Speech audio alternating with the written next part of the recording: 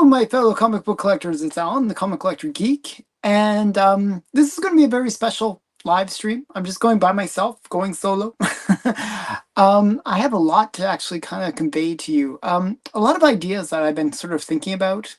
And in this moment of clarity between concussion spells, I figured, hey, I might as well sort of articulate some of the ideas that I've been thinking about.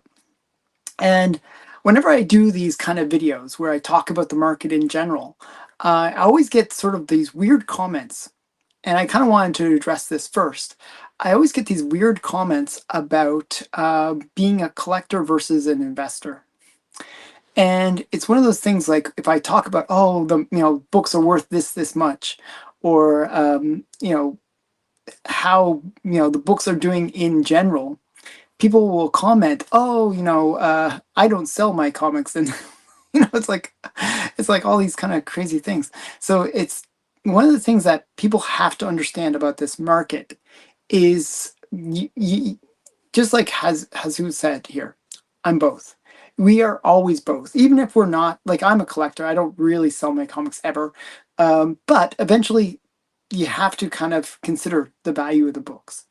And it is really important to understand the value of the books and where the market is going, because it means whether you can buy more books or less books, or maybe you even have to sell your books, and when is the best time to sell. So all of those things I'm going to try to kind of go through today, kind of think about those things today, and kind of get into how the market is performing and what I've seen. So one of the cool things that I've been doing is on Sundays and on Mondays, I do Golden Age and Silver Age top 10 lists. And that really gives me a great understanding of how week to week the market is performing. And you see sort of patterns. It's like one of those things. It's like very, very, very basic pattern recognition. If you're like half awake, you can probably recognize certain patterns. And I believe somebody even commented already, it's a buyer's market. Okay. And that is true. It is a buyer's market right now. It is a good time to be a collector. During COVID, it was a good time to be an investor. And the weird thing was, during COVID, if you actually watch my March of 2022 video, I actually predicted the market would collapse. And I kind of want to go back to that video in a way and sort of talk about the things that I saw at that time and how I predicted that the market would crash. And what I saw back then was that, there was the stimulus checks, there was all these factors that were going into kind of overpricing of comics. People were stuck at home. They didn't have anything better to spend money on, and they had all this bonus money that was really free money from the government. So people were buying comics, and the market was trending up. And what was happening also was we were sort of getting off of the hype, the high points of the MCU. So what was happening was you got this market where people were coming in back to the hobby. I heard so many stories. I did interview series. This is another cool thing about my channel, is I've been doing all these interview series, and the story that I would hear over and over again was I was a long time collector since I was a little kid, and then I got back into the hobby when the MCU movies came out. And what I noticed was that that was kind of a trend, that a lot of people got back into the hobby when the MCU was kind of hot, and that led right into COVID, where all of a sudden people were kind of being nostalgic towards comics, and then had all this extra money, nothing to spend it on. And that was the kind of the COVID bubble that was created. Very special circumstances. A whole bunch of things came into play. Well, fast forward to now, we're 4 years later, like since COVID.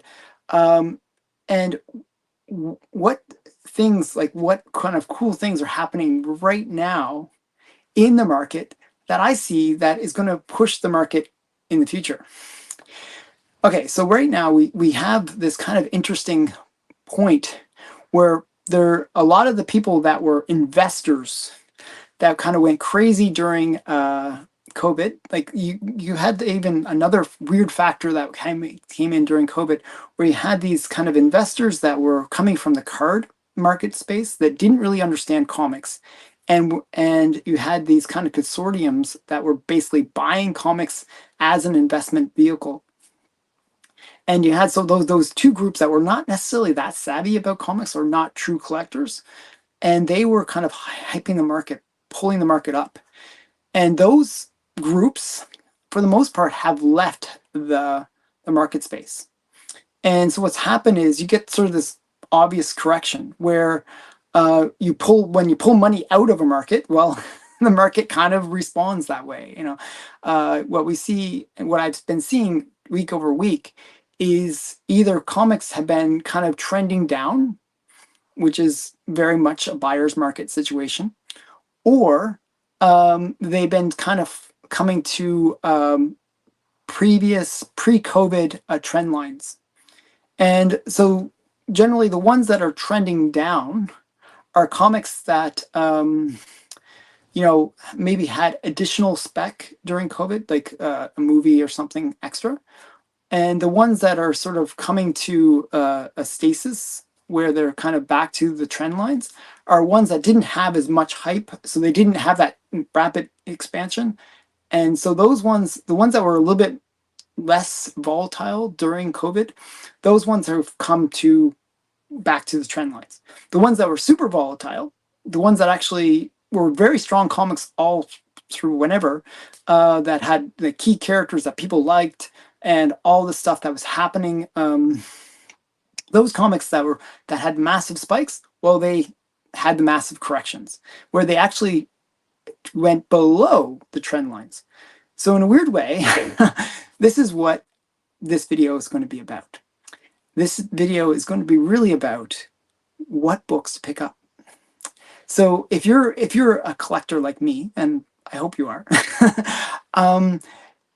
the ones that had the most volatile experiences, and it was actually my friend Steven that kind of had me kind of thinking about this book. He actually unveiled something after we did our live stream yesterday, and it got me thinking.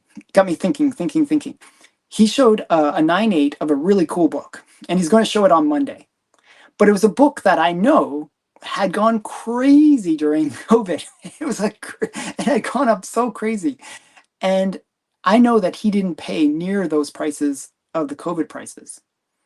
And so I was thinking about this, and I was thinking, wow, he got a steal on this book. It's worth. There's going to be a new series about it. It's going to be something that has actually the spec is finally realized, and yet now it's actually way below even what it was priced before the whole speculation around the book.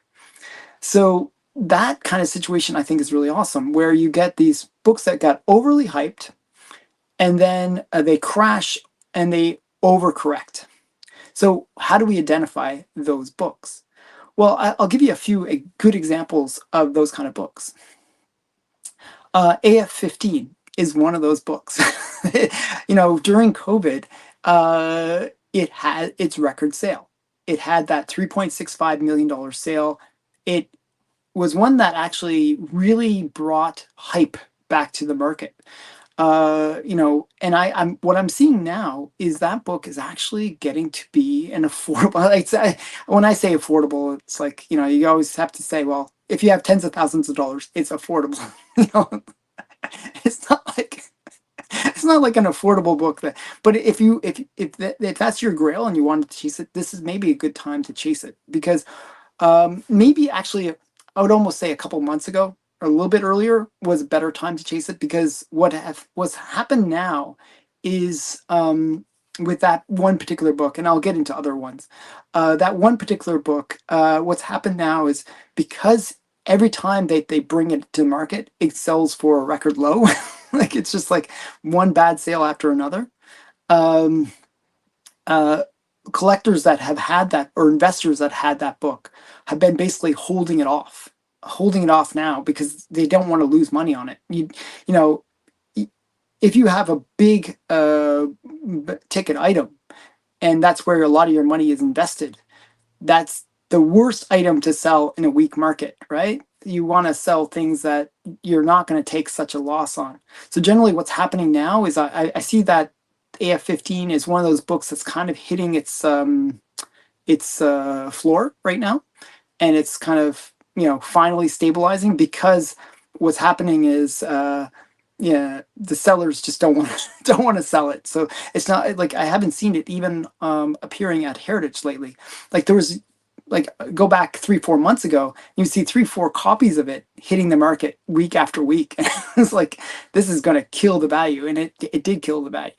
So now we're seeing the opposite, where people are not selling it because they just don't want to lose money on it. So that's an example of a book that has now hit the floor. But there's other books. I'll give you another book that I think is potentially one that is a good book to invest in. So I think it's DC Presents 47, I want to say, which is the first appearance of He-Man in comics. You guys can correct me in the comments what issue it is. But that book, during COVID, there was the whole speculation around the He-Man series that was going to come out, and it was terrible. It was really bad. That really So it is 47. I think I got it right. So that's actually impressive. So yeah, so uh, that book,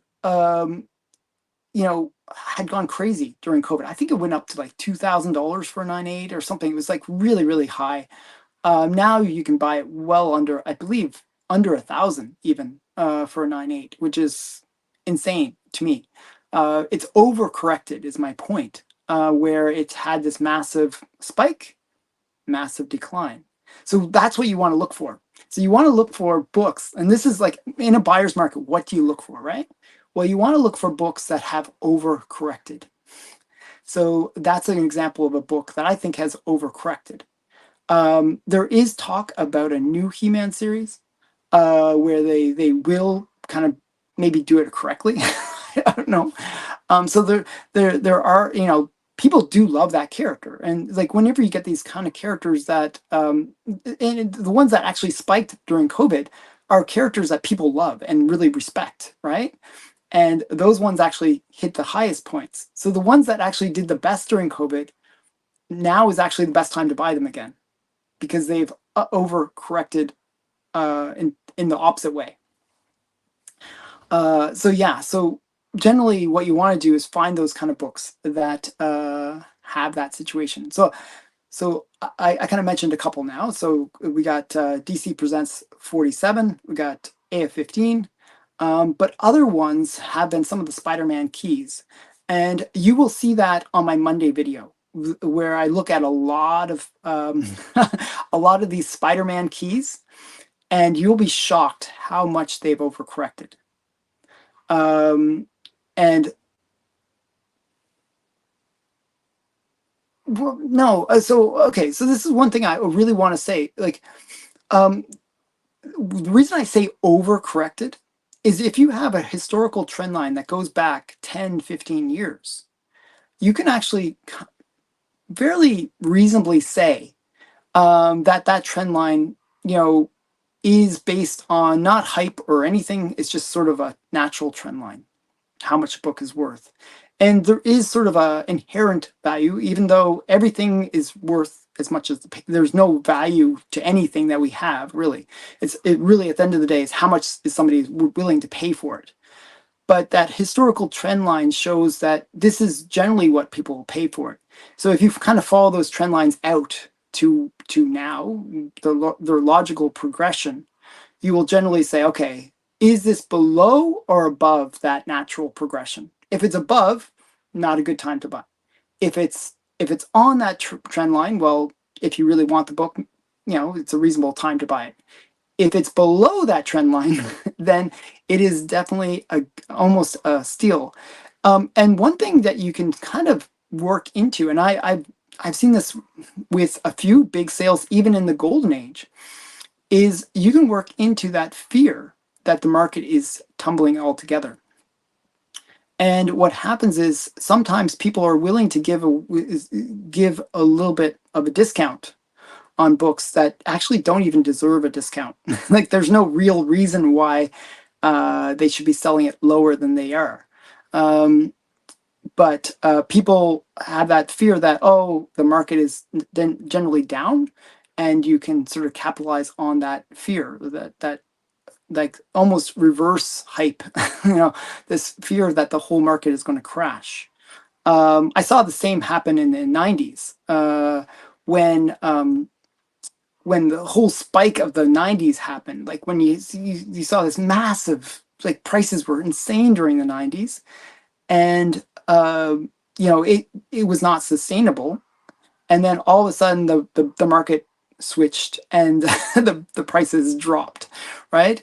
And what happened was people were selling books for half what they really should have been selling them for. So you could pick up major steals. And it was just that people wanted to get any money out of the market. They thought that the market was just going to become worthless. Because again, at the end of the day, all these things that we own, they're only worth as much as somebody's willing to pay for them. Now, if the market completely dies, then they're worth nothing, right? And you better get something out of it before it becomes worth nothing, right? That's the kind of attitude. So generally, a collector will be like, "Oh, I'll just pick these up. I'll pick these books up all day at these prices." Um, so yeah, so what we have, and I want to kind of get into another part. So as I said, if you watch that old COVID video, I kind of talk about certain key factors that were kind of building up the market. Well, I kind of want to talk about what's going on with our current market right now, and it it's a few things, and good things actually. So right now, we have a US election. Now, I don't want to get into politics too much. I would be a Trump fan, but that's beside the point. But I think, regardless of who wins the election, there's always a jump in the market. It's a weird thing, but it doesn't matter who wins. It's just that resolution of the whole uncertainty of the election that will actually kind of create a boost in the economy. It's just that once things are certain, people feel a little bit more stable, and the market actually goes up. Yes, I would be, because he was good for the economy. He was good for the economy. Um, I'm more about policy than rhetoric. Um, so, so yeah, um, so generally, after an election, things kind of stabilize, and the market actually responds that way, where it goes up. Um, so yeah, so I see that as a positive, and that's a positive within the next month. We're like a few weeks away from that election being resolved, hopefully, unless they go into months about battling it out. But the point is, those things, you know, do it bode well for the market. Another thing that's happening in the market is, there is what I see, because involved with business. I work with hundreds of businesses on a daily basis. Is actually I see more hope in the market than I have in previous years, which is really interesting. Things seem to be turning around in the marketplace, which is odd. I don't know what has changed, but last year was terrible. Like last year, I found like businesses were just failing left, right, and center. This year, actually, it seems a lot more stable, which is a good sign, which is a really good sign. So I feel like the overall economy is actually kind of coming to its own stabilization. And if that does happen, those two factors within the greater market, then what will happen is people will feel more confidence in their day to day, that they can actually afford things. Another thing that's happened is inflation has been sort of, it was really rapid a couple of years ago. That's kind of one of the effects of the Biden administration, that they did have massive inflation. But that has stabilized, and we're actually seeing interest rates drop a little bit. Those kind of like overall economy factors play well for the comic collector, or comic investor, I should say. Because what's going to happen is, as there's a strength in that economy, and people have just a little bit of extra income, well, then they will use that extra income to invest or to buy luxuries. And that's what really plays well into the comic market. So right now, it feels like really people are really tightly pinched in terms of finances, where that's another reason why we have this market that we do, where it is a buyer's market, because people are begrudgingly selling their comics. you know, so what we're having is this really negative feeling within the market, where we've seen that those really high prices of during COVID, and now we're seeing these kind of almost record low prices where everyone seems to be abandoning ship. And then at the same time, people are kind of a little bit desperate for money because things are so expensive. Like there's massive inflation, and that has led to a really great opportunity for buying comics. Um, so yeah, so there's things are you know things are actually pretty good as a buyer right now. But just like I was predicting with that COVID drop, I was saying, hey, gotta bail out. This is time to bail out. Um, I'm actually saying that we're going to be in a changing market soon, where maybe next year it might not be a buyer's market anymore. It might be more of a seller's market or a mixed market, I would say. Actually, I wouldn't say it's either going to be a buyer's market or a seller's market. It's going to be more of a mixed market. And there's one more thing that has really happened recently that plays well into this buyers versus sellers market, and which is what happened at both DC and Marvel. There was a big shift that happened in both companies. Really, the comic market is kind of decided by two companies for the most part, DC and Marvel. The other players are, not as important to the overall market, but they are there. Not to discount them altogether. But what we see is Marvel did a really interesting thing. It fired a lot of these people that were activists within the company and really taking away from good storytelling. So they fired a lot of those people, and they're getting back to what they do well, which is making good movies that people want to watch. Uh, we haven't seen the effects of this yet, but we're going to see it within the next few years, where they're going to be producing better quality movies and TV series. So that is something to look forward to. And the same is happening in DC. We haven't really seen it yet, but James Gunn is now heading up DC, and uh, that bodes well that in the next future we'll see what he can bring to the table in terms of the quality of movies and making movies that really fans want to watch.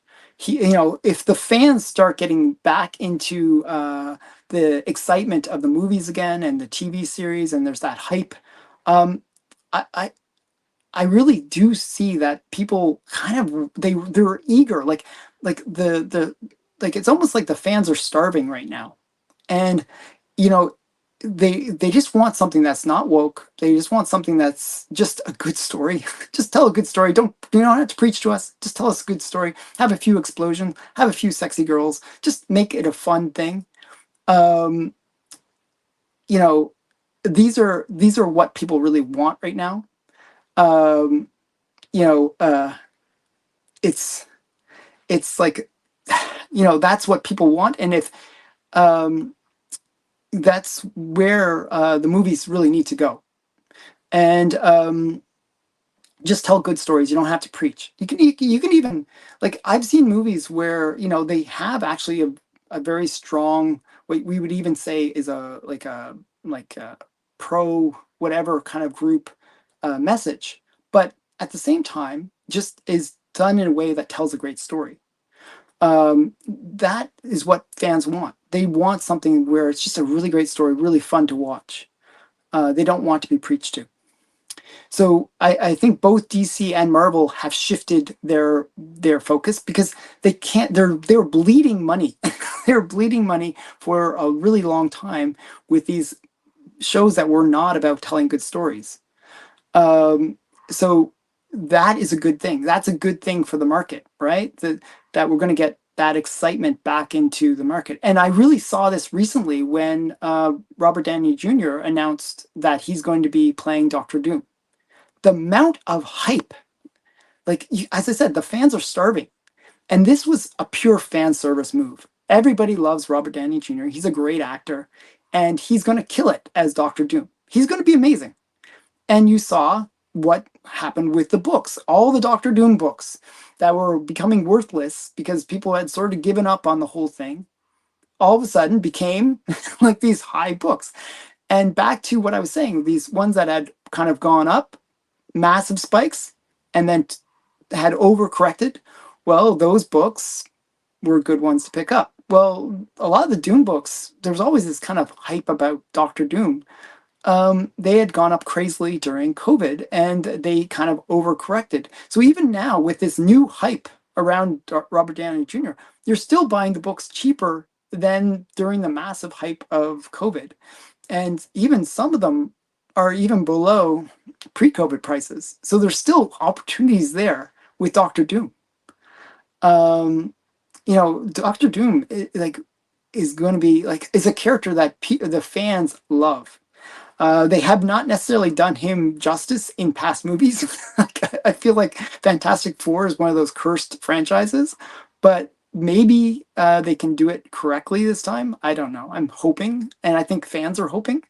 So you see, like anything with the Doctor Doom cover on it goes for more than it had been up till now. So that's it's a good sign. It shows that the fans are there, and you just have to cater to them. And that's one thing that I think is shifting within the market. That that the companies realize that they need to cater to the fans.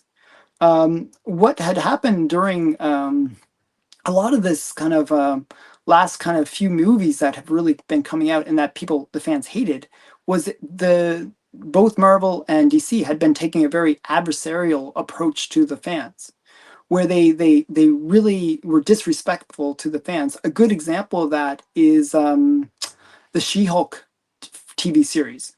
It was very disrespectful to the fans, where it even made the fans the enemy of the TV series. It was like the main bad guy was the fans, which is insane. It just shows you how this culture had really destroyed things. But that culture is now kind of becoming passe. People are kind of done with it a little bit, and they want to move on. Um, and I see that as really good for comics in general, and getting people back into the hobby again. If if Marvel and DC start producing some really good movies again, get people back into the comics again. Like, I mean, I've been watching those last few movies, and even I'd say the Marvels with Brie Larson and Kamala Khan and the three girls.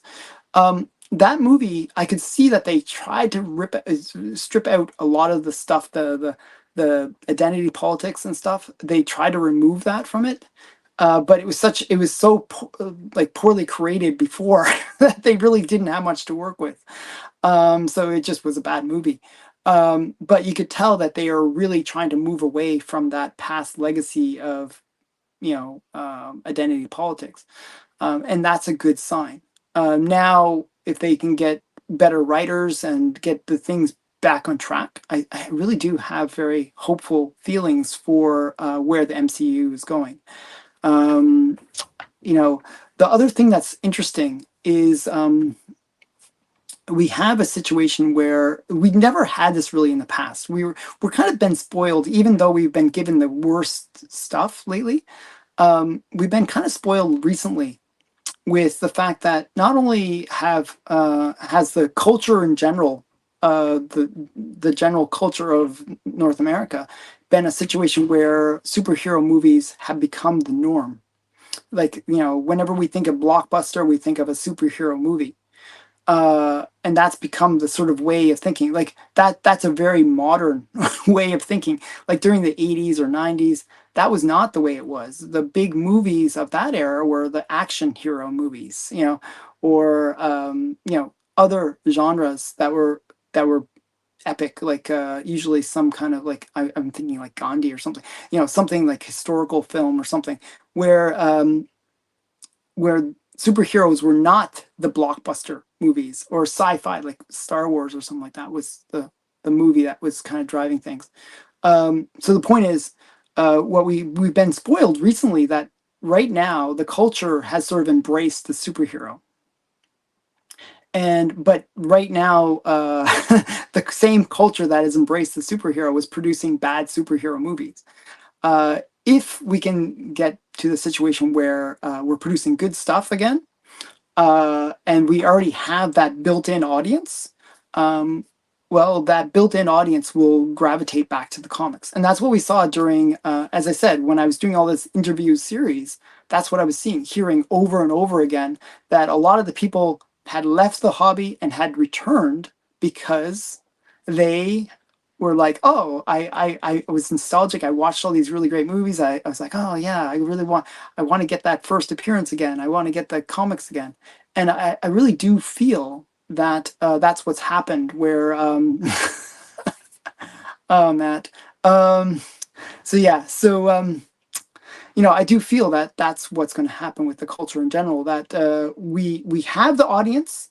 Now we just got to give them something that they can enjoy, and they will come back to the hobby, and we'll get that market that we were looking for. So we got a perfect storm that's being created here, a perfect storm for where the market's going to shift from being a really awesome buyer's market to more of a stable market where it's sort of in between. So I see that shift happening within the next 1 to 2 years, where we're seeing the overall economy being stronger.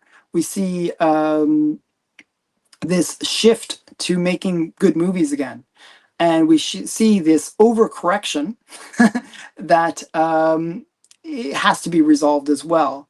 And all of these things um, will lead to a stronger market within the next 1 to 2 years. Um, so enjoy this buyer's market. This won't last. Like, it's the thing that I always think is funny is during COVID, people are like, oh, the comics are going to be worth millions and millions and millions of dollars. And it's like that it's going to last forever. The party's going to last forever. And that's the seller's market. The sellers were all celebrating. And now we're in a market where it's the opposite, where it's the buyers are all celebrating. Oh, the party will, I'm going to keep on getting books cheaper and cheaper and cheaper. And, this is a great time to buy. And it's always going to be a great time to buy. And there's kind of a weird market, a weird party that's happening within the buyer's market, where they're like, oh, so happy that this is gonna last forever. We're gonna keep on getting books for like pennies on the dollar. That can only last so long. So I think that this next party that we're experiencing, this buyer's party, um, is going to end. And you don't want to be the one that missed out on that opportunity. Is my point. Um, so yeah, so yeah. Um, so in the 90s, yeah. So 1996 was like a pretty bad year for comics. Where if you ask people in 1994, 1995, they were like, oh, these comics, they were buying long boxes of books. It was such an unrealistic thing, but they when everybody's telling you that the market is just going to keep on going, you kind of believe it. Well, that's happening now, but in an opposite way. There's always going to be these ups and downs. Overall trend is your friend, where you get this trend line that's gradually going up, and you have to know when to buy and when to sell. Well, right now is a good time to buy, and buy the books that you know that had those overcorrections. Buy books that are a little bit counterintuitive. You know, like it's a really weird thing to buy books when they look like they're just gonna go to worthlessness. That's a weird thing to do. And it's one of those things where you don't want to buy a book and then the next week it goes down. And so generally that's the fear that the books are going to keep on going down. And so it is a really hard thing to do. But you have to buy a little bit counterintuitively. You have to buy the books that are dropping. It sounds weird, but you buy the books that are dropping because those are the ones that will correct in the other way once the market shifts. Um, so yeah, so that's really the whole point of this video. I want to show the little difference between the collector versus the investor side of it. But you have to understand both sides in order to understand the whole picture. That right now we're in a good market for buyers for the collector, but that can shift, and you got to take that with whatever grains of salt you can. So yeah. I'll kind of go through the chat now. Okay, so that was my ideas. I was just thinking about it, a little bit of brainstorming that I want to share with you guys. I hope you enjoyed that. Let me go through the chat, and I want to say thank you everyone for watching. But I'm not leaving yet, so don't worry. You're not getting rid of me yet. I'm gonna address the chat, say hi to everybody, and address some of the questions in the chat as well. So one sec here. Wow. Lots of chat. I got you guys all fired up. Okay, so hi OLMD. Hi Collecto6. Hi Matt. Thank you, Collecto6. Yes, vote for us. Vote for the month. This is the last day, by the way. So in the description of this video, you can vote for this channel 3 times. Go over there and vote. It's the last day to vote, so definitely do that. Hi O'Harris. Hi Lyle. Hi Jesus. Hi Figure Drawing. Hi Fiddle Chips. Hi Lyle. I think I already said hi to you, but I'll say hi to you again. Okay. And yeah, fools pay top dollar and they think that they can sell the same product the next week for more. Yeah, I mean but that was COVID. That was in the 90s as well. Like we see the same patterns. Like it's just like it's like people never learn. If you don't learn from history, then you're going to be doomed to repeat it. It's it's one of those things like it's you got to find I feel like it's almost like musical chairs, like everybody's dancing and having a good time as the music's going, but then they're shocked when they try to sit down when the music stops, and there's no chairs for them. I really see that as the situation that we're in, where COVID, everybody was dancing, partying, and then the whole market collapsed underneath them, and all of a sudden they had nowhere to sit. Now it's the other way around, where people are sitting on things and maybe not acting as they should. Yeah.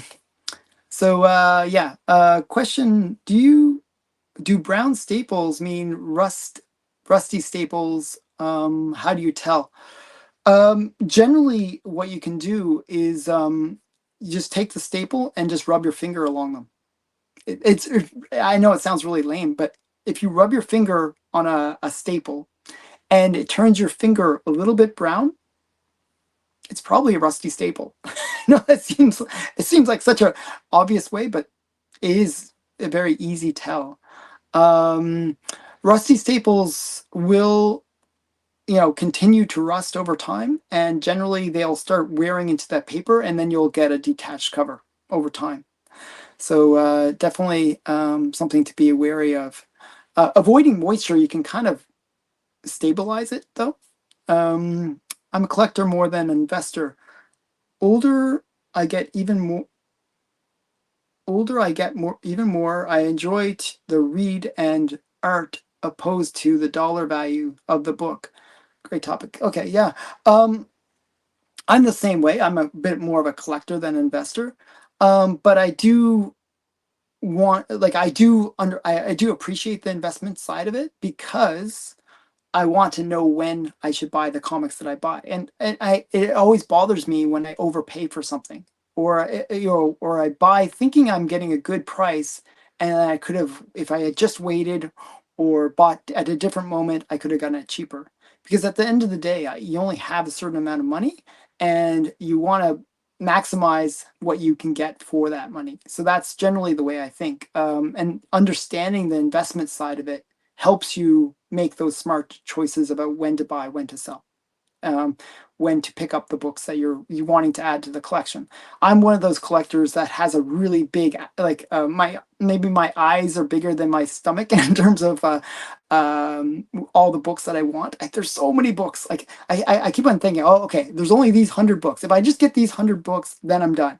And then that list becomes 200 or 300. It just keeps on growing. So yeah. Um, uh, COVID was bad for countries, countless people, though, in terms of money. Yeah, I mean, it was a horrible, horrible thing. Really, the governments caused the problems, right? Where they shouldn't have locked down the people. Places that did the best were places that didn't lock down. Is really a horrible thing because of that. Just bad government. Um, Yeah, so this is good advice. A dehumidifier is inexpensive and is quiet. If you have nice books, it's good peace of mind. Yeah, so generally what you want to do is avoid humidity. Uh, Even if you have rusted staples, if you can generally put the book into an environment where it's not exposed to air, and there's in the room itself, there's little humidity, you can kind of mitigate some of the potential damage of the rusted staples. Candlestick. Hey, Candlestick, it's been a while since I've seen you actually. What should I do if I can't find the book I want? Should I just move on and keep hunting? So the way I do it is this.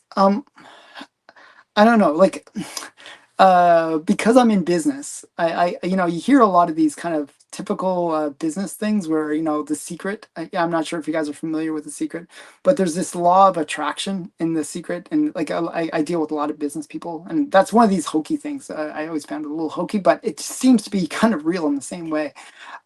The law of attraction is basically this idea that if you seek it, or if you have it in your mind, you'll generally find it. So generally what I try to do is have my want list in my mind, kind of thinking about it. And generally it's weird how just maybe having your eyes open to those opportunities makes those opportunities appear. I've noticed that more often than not, that when I'm looking for something, all of a sudden I find a whole bunch of copies of this random book that normally doesn't sell. So generally, I try to don't have a too narrow focus where you're only focused on one book, and then you move on to the next book that you're really really focused on once you get that first book. Because what you'll find is you will miss out on opportunities on other books that you could have picked up. So at least have a few books in mind so you kind of have your variety there. I've gone to so many comic cons, for example, where I was very, very focused on like a handful of books. And then later I was like, hey, I really missed out on a bunch of other books that I really wanted but didn't think about at the time. So just have a pretty broad focus, um, if you can. Uh, so many books, so little money. That's really what it works. That's why I say that you have to understand the market, because you have to know when's a good time to buy, because you want to maximize that money. Yeah, I always feel like I wish I just had a few more million, just a few more million. Just, yeah, it's just there's so many books that I'd love to own, but I'll probably not be able to afford them all. Um, Keep searching, don't give up. Yeah, eventually it'll show up. Yeah, exactly. Um, I have a collection of Golden Age horror, war, and hero comics that I'm willing to sell for the right price. Let me know if you're interested. Oh, you're in the Toronto area. Well, reach out to me. I'm in Ottawa now. I used to be in Toronto, but you can reach out to me, and I will give you my fair assessment of them, and tell you what a good price is, and I'll be fair with you. And maybe I'll pick it up. I'm still looking for Zombie Tramp #3. It is a book that is eluding me. That is one of those books that is a bit of a challenge. Um, you can contact, so anyone can contact me. Actually, I'm pretty easygoing about being reached out to. My email for anyone that they can want to spam me, if you want to spam me, is Comic Collector Geek, just like the channel name, all one word, Comic Collector Geek @gmail.com. So you can email me there, and you can reach out to me, and then we can set up, a call. Okay, so I'm always willing to talk to people, especially if they have cool comics.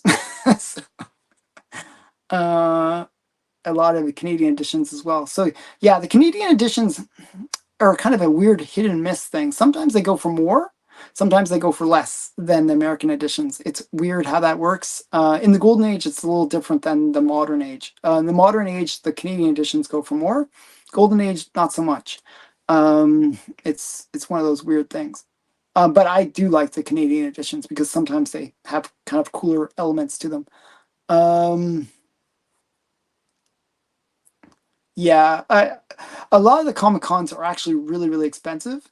Um, I've been being sneaky lately about how to get around that, just because I pretend to be an influencer, and then I get free tickets to stuff.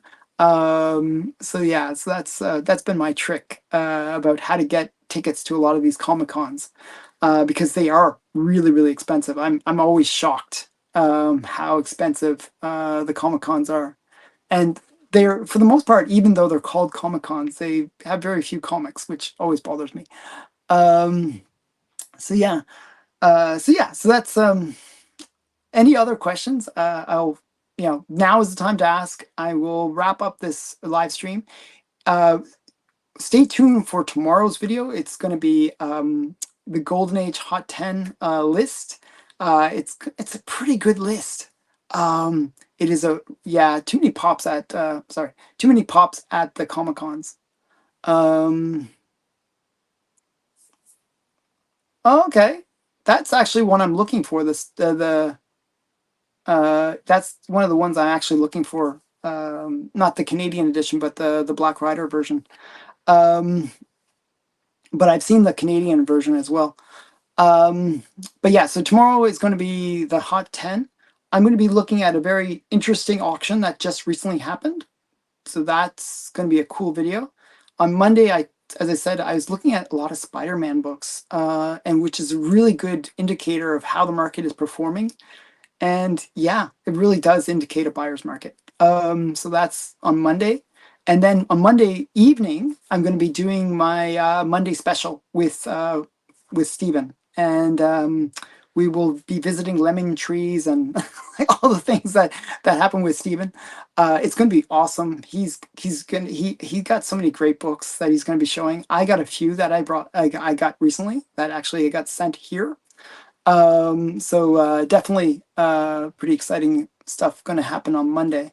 And as I said, today is the last day to vote for us, for the Comic Community Awards. The link is in the description. Go there, checks out. You can vote for me for best unboxing, best investment stuff. That's what this video is about, and also my Mondays and my Sundays videos. And the other one is the Monday special that I do with Steven, and it is a great, great series that we do, actually. Um, do you have any coverless comics? Do I enjoy coverless comics sometimes? I've seen one that I like, but don't know if it's worth getting. Actually, what's really weird, I actually almost wanted to talk about this and make a video about it. Um, I used to believe, and maybe this is like a like just a, a younger version of me version thinking about this, but I always believed that coverless copies were worthless. It's just like a thing. I always felt like, oh, this is like trash, coverless copies. But I've actually been seeing coverless copies going for more and more lately. The amount of value that they're getting is crazy. Um, like I forget what it was. There was some book that was coverless. Matt was saying it. I think it's War something or War Gang or one of these ones. That was the first appearance of the ferret, um, and it was going for like $400 on my comic shop, and it's a coverless copy. And there's other books that I've seen where they're coverless copies of like, sort of key first appearances, and but not major first appearances, but Golden Age. And they've been going for hundreds and hundreds of dollars. It used to be that if it was coverless, you could get it like next to nothing. But what I'm seeing now is they're actually going for a fairly close like price. Like um, tomorrow's video I really talk about one of about that, but what I saw was, for example, the price compression on some of the more key books between Man of War, yeah, I knew it was like some war thing, Man of War, first appearance of the ferret, Man of War 2. Um, so what I've noticed is there's always been a sort of a price compression between in sort of the major books between a 2.0 and a 1 and a point 0.5. Okay, so you got that kind of price compression where really there's not that much difference in terms of price between like a point 0.5 is like incomplete book and a 2.0, which is a beat up but complete book. You'd think that there should be a huge price compression, even if you do the per point price. Well, a point 0.5 and a 2.0, that's like four times. There should be like four times value price, but it's actually not usually the case. It's usually really tight within those grades. Well, now what I'm seeing is the point 0.3, which is a coverless copy, is getting closer to that point 0.5 in value, which is really weird to me. Um, I've even seen books where truly it is a cover that makes the book, and it still goes for more than what you would expect a coverless copy to go for, as if like if people don't even care about the cover, which is what makes the book valuable. I've seen that kind of situation where these books are going for more than what you would expect. I'm not quite sure what's going on with that. If it's people buying these coverless copies on big books, not because they want just to get the book at any cost. It's that they're buying the book for the potential to marry it with some other book, like a point 0.5. If it's the case, like a point 0.3 goes for about half as much as a point 0.5, and then if you take the two and put them together, then you get a complete copy, and then it's worth like what you know X dollars more. It might be worth it, right? So what I've been seeing more and more lately is that these point 0.3s coverless copies are going for way more than I would normally expect. Like I always thought they were worthless, but I was never willing to really pay that much for them. But now I'm seeing the opposite is being true. It's really interesting. If you watch my Sunday videos, I actually show a lot of coverless copies that I'm shocked about how much they go for. Um, yeah, so were the covers ripped off by dealers in the day? I heard something like that, and dealer would uh, end up with the back cover, cover back, and send the back of the cover to the distributor. Usually, what they would do is not rip the whole cover off; they would rip just the top, like the top insignia, off the comic. Um, but what I've been seeing, the real reason why there's a lot of coverless copies out of there is these books were given to kids and they were just like read and abused. And a lot of the books, especially in the golden age, would only have one staple, or the staples would be a little bit inferior. They wouldn't actually grip the whole book, and they would either through rust is another way. The covers would get detached, and once the cover is detached, it generally will kind of appear somewhere else. It'll get lost. So that's more the reason I believe that a lot of coverless copies exist, especially in the golden age. Um, but uh,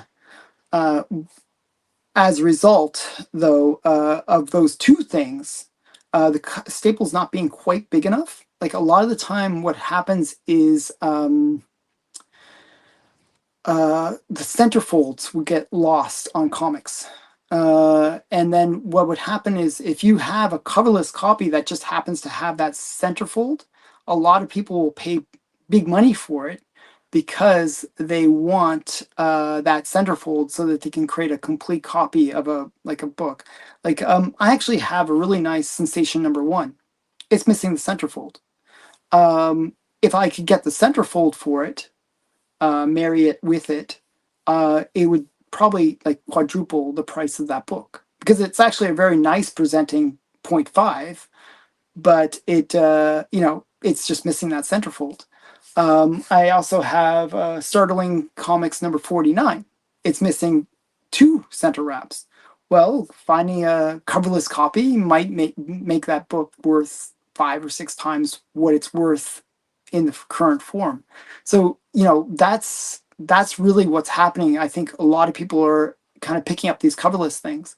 And that's actually something, this is a little bit of a tip, I guess. Like, if you've watched this long, you deserve a good tip. Um, I've noticed that you can go to eBay and search coverless comics. Just search coverless comics and then click Golden Age. Or coverless and lot is another trick that I do. Coverless and lot, coverless comics, something like that. Either one of those searches. And then click Golden Age. And generally you'll find these lots where they might have 50 books. Seriously, like 50 books. And they're all coverless and they're selling them for like pennies. Like they have that same attitude that I used to have where I thought, oh, they're worthless. Um, there's actually good value there because, as I said, you can use them as kind of cadavers where you can kind of take little pieces out of them and use them for other books and really create complete comics. So there actually is a whole market there that I think could be explored. It's something that I've been thinking more and more about, especially because I have a few books that just missing like a centerfold or just missing this one thing, and it drives me nuts. So I feel like if I could just get a coverless copy, um, like a good one is my Dynamic #11. Like that is the funniest book that I have. I paid next to nothing for it. It's a very expensive book if it's complete. Even an incomplete copy goes for crazy price. But what my Dynamic 11, which is the one with the test tubes, I'm not sure if you're familiar with it, but it's a Golden Age comic, classic cover, Gus Ricka cover, and it's got these test tubes on it, and it's just a really great cover. Highly desired. I have the cover. But for some reason, somebody married that cover with the Dynamic #14 or some other Dynamic issue, and because of that, it's an incomplete copy, right? It's not the right comic for the cover. But the cover is what's really the value. So if I could find an incomplete or coverless copy of Dynamic 11, then I could put the two together, and all of a sudden I have a book that's worth like I paid 200 instead of being worth 200, it's maybe worth 5, 6,000. It's just crazy how much value that it adds. So those are the things that you have to think about in terms of maybe as a potential investment, these coverless comics, that they could be used as cadavers, or they might have just intuitive value to them because another thing that I've been seeing and I've been reporting on is how much pages have been going for. That is the crazy thing to me, where you have some key comic, and if you can buy just the page from it, like a good example is a Batman 1 or Superman 1 or Action Comics 1, those pages can go for thousands, if not tens of thousands of dollars just for a page. So, you know, doing a little bit of hunting on coverless might actually be a thing. It's just a thing to think about. I bought a coverless 181, thinking everyone would want, uh, you know, the value stamp. Yeah. So what I've seen is the same idea, like where people, you buy that coverless, right? Probably not really expensive because it's coverless, right? And then what you do is you marry the page that has with you know you buy a green label 181, right? uh with missing this value stamp, and then you marry the two, and then you got a book that's worth double, right? So definitely, it's still get the green label, but it's a complete green label. It's a weird thing. But yeah, it's one of those things that you can think about. uh I saw Action Comics #1, just the cover, and the asking price was 5,500. Believe it or not, that's actually really cheap. I've seen the same thing, and it's like not 5,500, it's more like 55,000. So just for the cover, because it's a classic cover. Um, yeah, um, yeah. So I mean, there's a lot of really great things. I don't know. This is a really good time for the market. Like if you're a collector, this is the best time. Really, enjoy this time as at the ultimate final point that I'm trying to get across at the end of all this ranting is this is a good time to be alive as a collector. Enjoy this time because this might not last. Enjoy it when it lasts. You know, buy the comics that you really really want now before they go crazy. Because uh, this is the market will change, and people will be like kicking themselves, like 10 years from now or 20 years from now they'll say, oh, I could have bought that comic, it was only $1,000, now it's $1,000,000. I was like, you know it's it's that hindsight. So yeah, I mean, I'm just surprised that you can buy an Action Comics cover for 5,500. That seems awfully cheap, awfully cheap. Sorry. Yeah, you should have picked it up. Seriously. Um, so Golden Age is kind of interesting. If like my opinion about Golden Age is a little bit like I am a Golden Age collector, so I'm gonna be a little bit more positive about it. But what I've seen recently is the economy really playing a factor? Not necessarily that people are giving up on the Golden Age the way that they sort of gave up on some of these other books.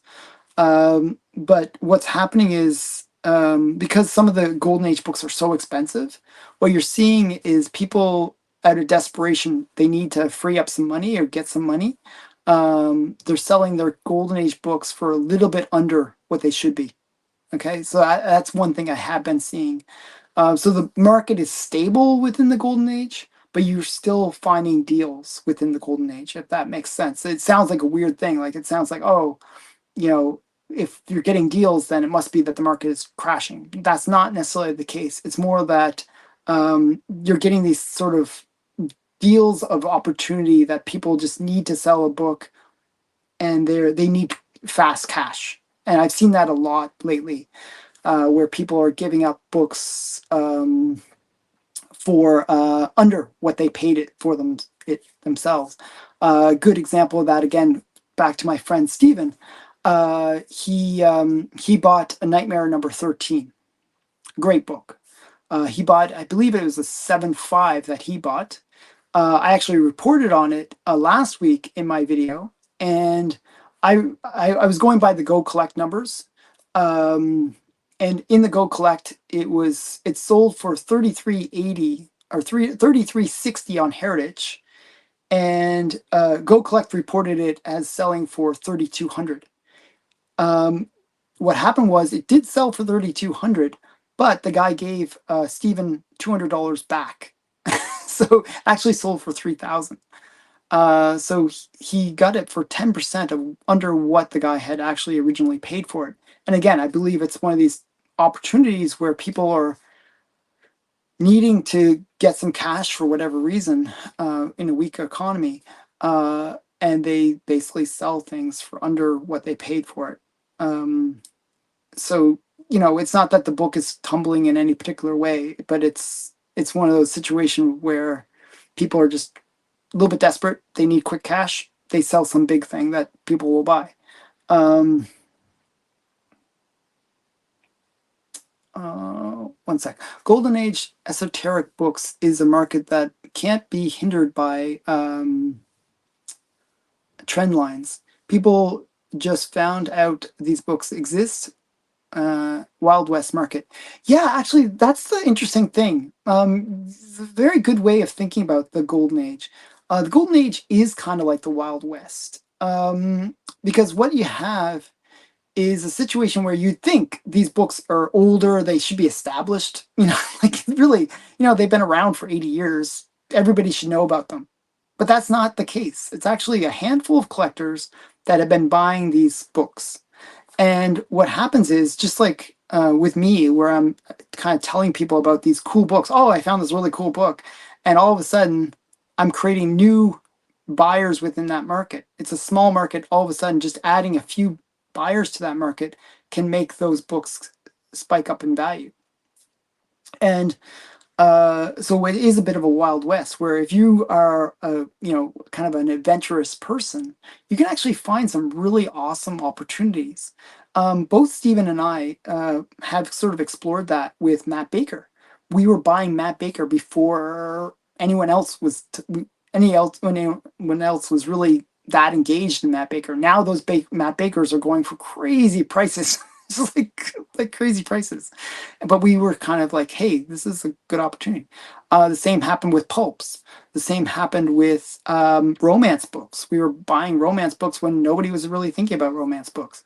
We were buying, we were buying things that we could recognize. These are cool things, and you know, and then we would just talk about them and say how cool they are, and we would introduce new buyers to the market, and those buyers would agree with us that they are cool, and it's more of an awareness thing. That's why the Gerber Guide is one of these books that had one of the biggest influences on the market in general. The Gerber Guide, if you're not familiar with, is the Gerber photo journal, where it basically showed all the covers to all these Golden Age books. And all of a sudden people are like, oh my goodness, that's a really cool cover. And that all of a sudden made certain books spike. Now the Gerber photojournal, that's like 30 years ago that came out, 30 plus years ago.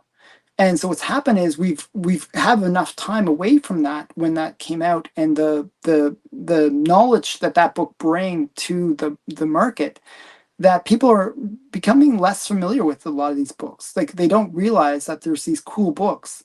Um, and once you sort of re-educate people and say, hey, look, there's this cool book. Like I have one right in front of me that I'm just looking at, and I'm like, oh, this is a really cool book. Like I look at this one, like this is a cool book, not an expensive book compared to what it should be worth. The reason this is what I call a cool book is this is the first negative space comic. Okay, I think that's cool. This book is about $100 book. But if more collectors take interest in it, it becomes a $200 book. So that's the Wild West element. I see that once people learn about things, they're like, oh, that's pretty cool, or they learn about where the first appearance of the ferret is, and they're like, oh, man, or is it Our Men at War or whatever it is, number 2. All of a sudden that book is going to go to the moon. That's the big spec of the year. Like that's what happens. So yeah, one sec here. uh I stared at those Gober books like yeah, I mean the I don't want to read that, but I'll let people read it. In the 90s, it's a great way to find some amazing books. The way I got into a lot of the Golden Age stuff was really the Seduction of the Innocent. I use that as my photo journal to say, oh, these are cool books. Any book that's in the Seduction of the Innocent is a cool book because of the historical significance. And that just led me down so many rabbit holes, and I really did learn a lot because of that. Um, I love books that have that history, built into them. Um, uh, what is that? Oh yeah, Lyle has a crazy collection. He has like 90,000 books. Wow, it's so crazy. I feel very I'm a small collector compared to Lyle. Um, um, I only have about 30,000 books in my collection, so I'm just a small collector. Lyle's the Lyle's the uh, uh, big collector. Oh, so this is a good one. This is a good Sentinel 5. Uh, you know, yeah. Uh, these are the kind of cool books that people, if they knew about it, they'd pick it up. I actually knew about that one. It's a hard book to find, though. Actually, really hard book to find. Um, so yeah, good one to pick up. There's certain ones like that where just if you're lucky and you find it, then you're like, oh, that's really cool. There was actually a book. One sec here. I'm gonna show a cool book that I found that I was looking for, and it's a hard book to find. One sec here. One sec. If I can find it easily, I'll show it. Okay, actually, there's two books that both are cool. Okay, so this one, I found this one in I can show you. I paid $20 Canadian, which is about 14 US. Okay, now just again, it's about knowing stuff. This is the first appearance of Wendy the Witch, the Good Witch. Um, you know, just knowing that, and you get in there and you, yeah, Sentai 2 is the first Power Rangers. That's the big one. Actually, I've seen that one. Usually it's really expensive and I can never afford it. So I'm like, I won't get it. But this one, as I said, but kind of a cool first appearance. Big book. For $20, that's a steal. Normally goes for about 200.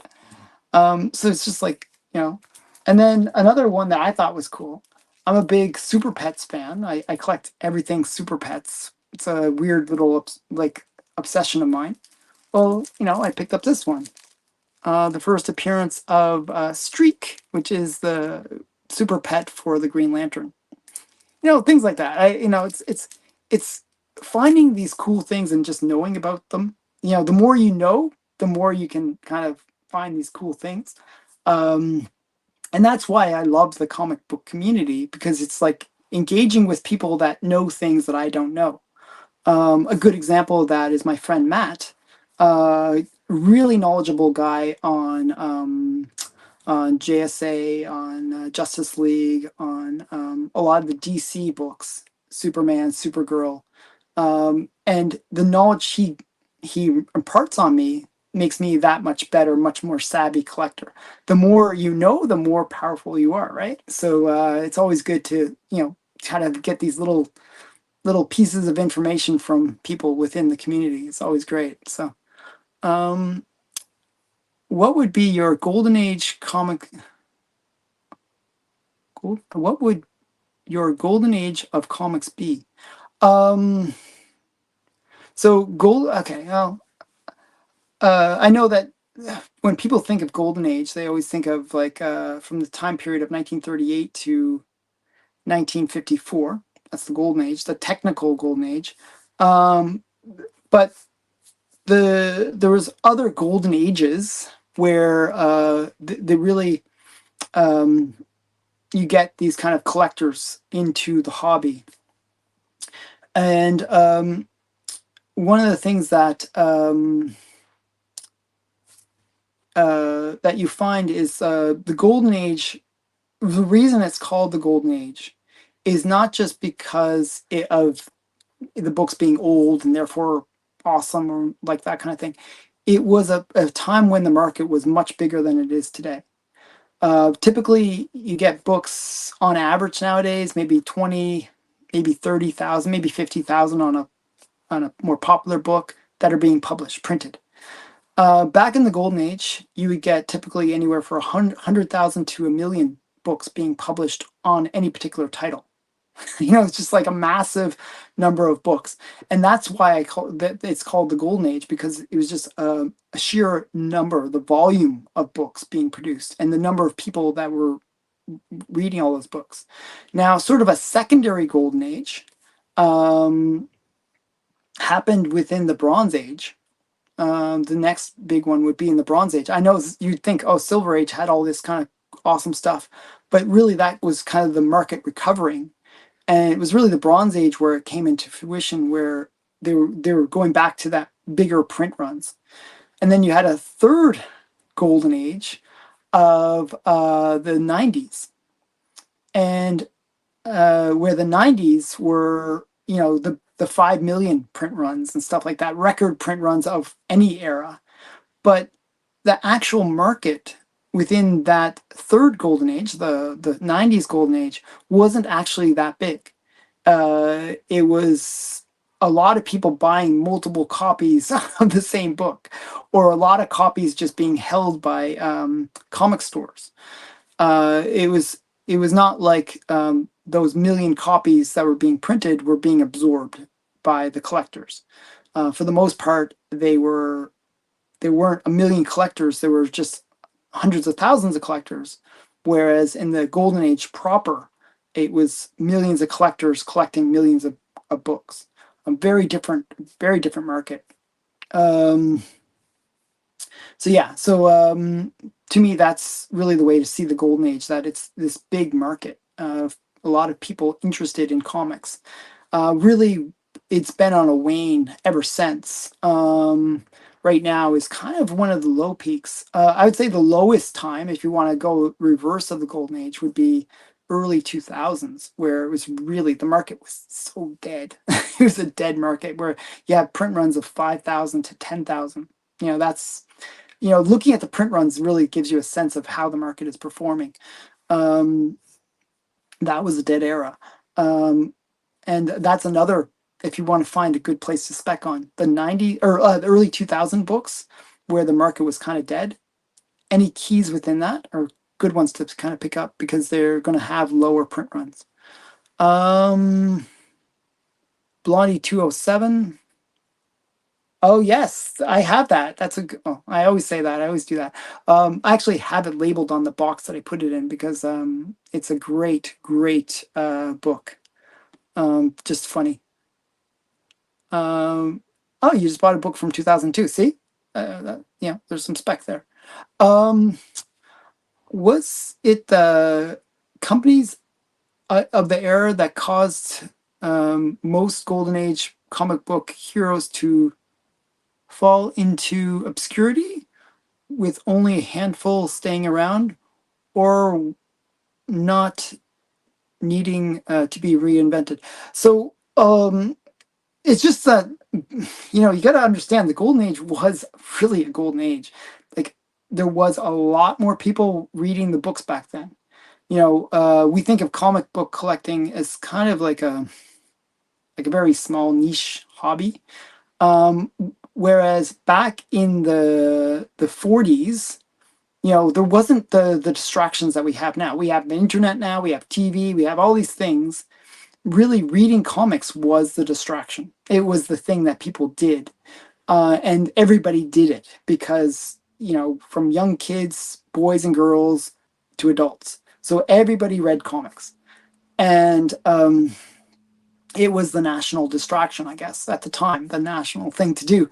Um, so it was so at the time, you have, like, not like right now we think of maybe a handful of companies like DC, Marvel isn't like 80% of the comic market right there. And then you have like Image and Dark Horse and maybe a couple others, like IDW, like, a few handful of publishers, maybe 50 tops, right? That we think of. Uh, Back in the golden age, there was like 2,000. 2,000 publishers, and a lot of them were like massive companies, not just a handful. A lot of them were massive companies. Fawcett, DC, Marvel, Timely, Atlas, Nidor, Ace Comics. There's like so many publishers. Dell, just like crazy, St. John, like just so many publishers that were massive and producing huge amounts of comics. It's just, just a just a totally different market than what we have today. Much more variety, much more variety. Centaur, Fox, yeah. Thanks, Matt. I'm always terrible at rambling off names, but there's just so many. Um, that were massive at the time. And the reason a lot of these characters went to obscurity is those companies went to obscurity. They when the Comic Code Authority came in, you went from 2,000 publishers to 200 publishers overnight. Um, you know, that kind of change in the market is pretty devastating. It is a crash of the market. So yeah, so it's just, it is what it is. Do I believe that it could ever get to that state again, where we have like that kind of level of variety? I actually believe it can. Um, that we can get up to that variety again and that kind of size of market. Um, I do see a growth potential. As whether or not it'll happen is another thing. But there's no reason why it can't. It's really about reducing regulations, about allowing people to be more creative, have access to producing books. You'll get more publishers, and if there's readers to read those books, if there's a market for it, then it'll grow again. Um, I think with a lot of these novelty publishing or Kickstarter kind of things, you'll see that growth of this sort of like sort of miniature publishers. Like right now, it's like very artist produced and like writer produced stuff. But if they ever become successful, if they start having, like, for example, even my Kickstarter didn't do amazing. It did okay, but it did okay enough that I can produce the next book. And just having that okay enough to produce the next book means that there will be a next book. And if it does a little bit better, and then, that growth could lead to something. I don't know, maybe I become a massive publisher. I doubt it, but like, that's the dream, right? And I think there's a lot of people that are using these like Kickstarter platforms to really test out that dream. It's really about people wanting to take that entrepreneurial plunge and starting up businesses. So I do see that as something that is another thing that will make the market a much stronger thing in the future. So there's hope there. Okay, like we don't have to worry that the comic market's going to just crash altogether. Um, it's still crazy because to think of the billions of people, only a very small few of them get to own it. Yeah, I mean, there's 8 billion people on the planet. How many of those people actually collect comics is a one thing. But you think of some of these comics that are, there's literally only hundreds of them. It's like, so your chances of owning one of these random comics could be like one in a almost like one in a billion, one in a few hundred million, right? So it's like, you're an elite person just owning some random weird comic. Yeah, it's just kind of a cool book, a cool thing. I think they're around 150 tech. Yeah, something like that. I think tech actually has almost 200 copies on the census. Not tech. I was thinking Batman 1 actually. Yeah, tech is maybe even less than 150. Um, so yeah, so I mean, only a handful of people are going to own those. Yeah, one sec here. Hi, Alan. I have a question that is not on topic, but maybe someone here can tell me. I have Women Outlaws #1. Okay, I know that one. Uh, the backside of the front page, uh, sorry, shines through with red. Does that not hurt the grading? No. So, okay, so I'm going to just quickly tell you a little bit about Women Outlaws #1. Women Outlaws #1 was created by Fox Featured Syndicate. And what you're seeing is they would use pink paper, really low quality paper. And what would happen is when they did that first inside page, generally they didn't, they didn't bleach the inside page. So what's happening is you're getting that kind of color bleed through, and that is very normal on Fox books.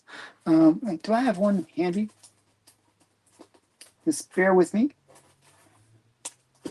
Um, this doesn't really have it. So this is a Wild Western Thrillers, another one by Fox. And you can maybe see it. I'm not sure if you can really see it, but there's a little bit of the pink bleed through right there. It's like I have others that are much more.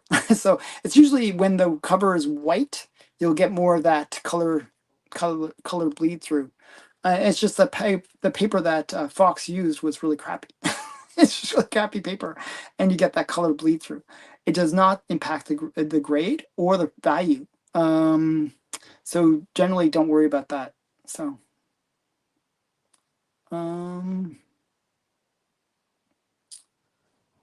it amazes me so many comics and toys exist, and these people didn't have a clue. Yeah, I mean, there's a lot of stuff that's out there. I mean, lots of buying, like lots of opportunities.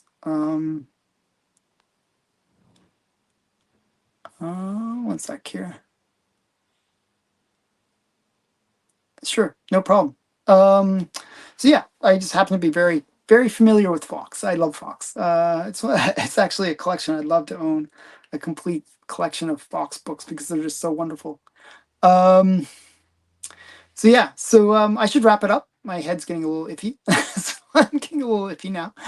But I always appreciate everyone hanging out with me.